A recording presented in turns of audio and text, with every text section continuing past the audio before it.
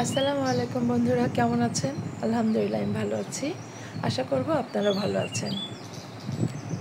দেশের বাইরের যেখান থেকে দেখছেন সবাইকে অনেক অনেক ধন্যবাদ আর ভালোবাসা দিয়ে আজকের মালনায় চলে যাব। আজকের মূল রান্না হচ্ছে সাধারণ একটা খাবার, বাট এটা আমরা সবাই খাই, পছন্দ করি বাসায় বা হোটেলে। বাইরে গেলে তো খাওয়া হয় রুটি পরোটার সাথে। আর ওনারা হচ্ছে আলুর যে সিল্কাটা এটা সহই ভাজি করে নেয়। আমি আজকে সেই খোসাটা সহ ভাজি করে দেখাবো। আর খোসা সহ ভাজি করলে আলুর যে পুষ্টিগুণ সেটা কিন্তু ঠিক থাকে, এটা আমরা অবশ্যই জানি। কিন্তু আমরা জেনে বুঝে তারপরে অনেক সময় খোসাটা ফেলে দিই। আসলে কেন ফেলে দিই সেটাও জানি না, দেওয়া দরকার মনে করে ফেলে দিই, কিন্তু এটা সহ ভাজি করে নেওয়াটাই বেটার মনে করি। আমি আলুগুলোকে ভালো করে ধুয়ে নিয়েছি, ঘষে ঘষে ধুয়ে নিয়েছি, যেহেতু ছিলকাটা রেখে দিব, ছিলকাটা সহই ভাজি করব। আমি এই গ্রেটারের মাধ্যমে কেটে নিলাম, এটা পাতলা পাতলা করে হলো এবং খুব ভালো হয়েছে। আমার হাতে যেইভাবে কাটতে পারতাম তার চেয়েও ভালো হয়েছে। হাতে কিন্তু ভালো করে কাটতে পারি না, কিন্তু এই গ্রেটার দিয়ে খুব সুন্দর পাতলা পাতলা হয়েছে। প্যানে তেল গরম করে আমি এখানে আদা থেতানো ছিল, রসুন কুচি থেতানো করা ছিল, আর পেঁয়াজ 5টার মতো পেঁয়াজ আর 5টার মতো মরিচ দিয়ে আমি এটাকে তেল গরম করে দিয়ে দিলাম। তো বন্ধুরা, সহজভাবে রান্নাটাকে দেখাবো। যারা বাসায় করে খায় তারা যেন হোটেলের খাবারের প্রতি কোনো কষ্ট না থাকে, দুর্বলতা না থাকে যে হোটেলের খাবারটাই ভালো। আমরা কিন্তু ইচ্ছে করলে বাসায় এরকম করে খেতে পারি। দেখেন পাতলা করে কেটে নিয়েছি, আর প্যানে তেল গরম করে দিয়ে এই যে রসুনটা দিয়ে দিলাম। আর রসুনটা কিন্তু থেতো করে দিয়েছি। আর পেঁয়াজও এখানে 5টার মতো দিয়েছি, কিন্তু পরে মনে হলো আরও লাগবে, একটু পেঁয়াজ বাড়িয়ে দিলেই ভালো লাগবে। পেঁয়াজ আমি আরেকটু বাড়িয়ে দিয়েছি। আর মরিচও প্রায় 6 থেকে 7টার মতো দিয়েছি। একটু ঝাল ভাজি না হলে অবশ্য আমার ভালো লাগে না। আপনাদের বাসায় যদি মনে হয় যে বাচ্চা আছে, সেক্ষেত্রে মরিচ কমিয়ে দিতে পারেন। আর যদি ঝাল খেতে পছন্দ করেন আমার মতো, তাহলে আমি কিন্তু লাল ভাজা মরিচটা দিব। এই যে ভাজা মরিচ দিয়ে দিলাম এখানে 3টার মতো, 2টা এলাচ, 2টা দারচিনি, একটা তেজপাতা ছোট করে কেটে আমি দিয়েছি। আর এই পর্যায়ে দিলে কি হয়, এই মশলাটা পুড়ে যায় না। আমি অনেককে দেখি তেলের মধ্যে গরম মশলাটা দিয়ে দেন, কিন্তু ওইটা আমার ভালো লাগে না। আমি এইভাবে পেঁয়াজের মধ্যে দিই। এতে করে গরম মশলার যে সুগন্ধটা, ফ্লেভারটা, এটা পুরোপুরি পাওয়া যায়, মশলাটা পুড়ে যায় না। আর একটু গোল্ডেন কালার হয়ে যাওয়ার পরে আলুটাকে ধুয়ে রেখেছিলাম, পরে আবার একটু স্ট্রেনারে রেখে দিয়েছিলাম, সেটাকে দিয়ে দিলাম। কোনো পানি নেই আলুর গায়ে। আলুটাকে আমি এই পর্যায়ে ভালো করে ভেজে নেব। পরিমাণ মতো, স্বাদ মতো লবণ দিলাম। লবণটা তো অবশ্যই আপনি আলুর পরিমাণ কীরকম নিচ্ছেন সেটার উপর ডিপেন্ড করে দিবেন। আর এইভাবে আমি আলুটাকে উল্টে পাল্টে দিতে পছন্দ করি। হ্যান্ডেলটাকে ধরে ভালো করে উল্টে দিলাম। রেস্টুরেন্টে কিন্তু এরকম করে ওনারা উল্টে দেয়, হ্যাঁ, এতে করে আলুটা খুব সুন্দর উল্টানো হয়। ভাজিটা খুব সাধারণ খাবার, বাট এটাকেও কিন্তু সুন্দর করে খাওয়া যায়।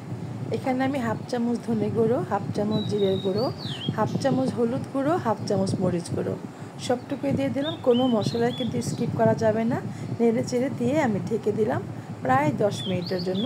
বেশি নাড়বো না। 10 মিনিট পরে আমি তুলে দেখলাম, দেখেন কতটা সুন্দর হয়েছে। একটু পানি দিয়ে দিলাম, একটু 1/2 কাপের মতো পানি দিয়ে দিলাম এটাকে ভালো করে সিদ্ধ করে নেওয়ার জন্য। নেড়ে চেড়ে দিয়ে আমি আরও 10 মিনিটের জন্য এটা রেখে দিব। এইরকম ঝরঝরে আলু ভাজি হবে, একটুও গলে যাবে না, কিন্তু সফট হয়ে যাবে, ভীষণ সফট হবে। দেখেন আমি ভালো করে মিশিয়ে দিয়ে এটাকে আমি রেখে দেবো আরও 10 মিনিটের জন্য। একেবারে ডিম আঁচে দিয়ে, চুলার ফ্লেমটা একেবারে কমিয়ে দিয়ে মিডিয়াম টু লো আঁচে দিলাম। দেখেন 500 ফারেনহাইট দিয়ে এটাকে আমি ঢেকে দিয়েছিলাম। 10 মিনিট পরে চলে এলাম। দেখেন কালারটা কত সুন্দর হয়েছে, আর সিদ্ধ হয়ে গেছে বোঝাই যাচ্ছে। এ পর্যায়ে একটু ধনেপাতা দেই। আমি তো একটু ধনেপাতা, কাঁচামরিচ দেওয়া পছন্দ করি, আপনারা জানেন। আপনাদের ভালো না লাগলে দিবেন না, অনেকেই পছন্দ করেন না। আমার খুব ভালো লাগে, এটার স্মেলটা আমার খুব ভালো লাগে। খাওয়ার সময় যে দারুণ একটা ফ্লেভার পাওয়া যায়। কাঁচামরিচ আর ধনেপাতাটা আমি লাস্টে এসের জন্যই দিই, শুধু ফ্লেভারের জন্য দিই, টেস্ট বাড়িয়ে দেয় কিন্তু অনেকটা। খাওয়ার সময় দেখবেন যে আপনার ভালো লাগবে এভাবে ধনেপাতা দিলে। আমি একটু ভালো করে আলতো হাতে মিশিয়ে দিচ্ছি যাতে আলুগুলো গলে না যায়। চেষ্টা করেছি ভাজিটাকে আস্তে আস্তে রাখার জন্য, যেন একেবারে থেতলানো গলে না যায়, সেদিকে ঝরঝরে আছে কিন্তু। আর এটা একেবারে সিদ্ধ হয়ে গেছে। গলে গেছে, একটু পানি দিয়েছি আমি, হাফ কাপের মতো ঢেকে দিয়েছি 10 মিনিটের জন্য। বাট এটা আস্তে আস্তে আছে, এটা একেবারে যদি অনেকক্ষণ আমি নাড়াচাড়া করতাম, দেখেন সিদ্ধ হয়ে গেছে, যদি তাহলে এটা কি হতো, এটা ভর্তার মতো হয়ে যেত, ভালো লাগতো না।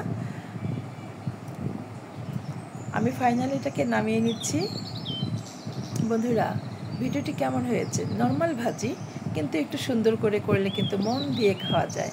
আর বাসায় সবাই খেয়েও, সাধারণ খাবার খেয়েও কিন্তু বলবে অসাধারণ হয়েছে, তাই না?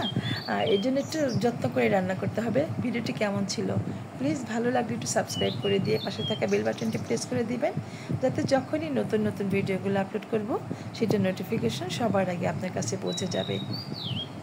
দেখেন ফাইনাল লুকটা কেমন আমি সাজিয়ে নিয়েছি। উপর থেকে মরিচগুলো দিলাম, সাইড থেকে একটু পেঁয়াজ দিয়ে দিয়েছি গোল গোল করে কেটে। আপনারা এইভাবে সাজিয়ে নিতে পারেন, দেখতে কিন্তু ভালো লাগে। আগে কথায় আছে না, আগে দর্শনধারী পরে গুণ বিচারী। তো বন্ধুরা, যারা এতক্ষণ আমাকে সময় দিলেন, আমাকে ভালোবাসা দিয়েছেন, সবাইকে অনেক অনেক ধন্যবাদ জানাচ্ছি আমার পাশে থাকার জন্য, আমাকে ইন্সপায়ার করার জন্য।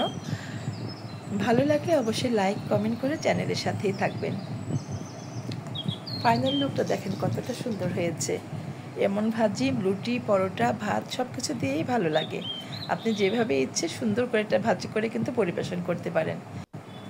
কেমন ছিল আজকের ভিডিওটি অবশ্যই একটু ছোট্ট করে কমেন্ট করে আমাকে জানাবেন। আপনাদের কমেন্টের অপেক্ষা থাকি এবং পড়ি এবং অ্যান্সার করি। অবশ্যই আমার পাশে থাকবেন লাইক কমেন্ট করে। তো বন্ধুরা, দেখা হবে আবার নতুন কোনো ভিডিও, নতুন কোনো রেসিপি নিয়ে। সে পর্যন্ত বিদায় নিচ্ছি আমি মিনা। আপনারা সবাই ভালো থাকেন। আল্লাহ হাফিজ।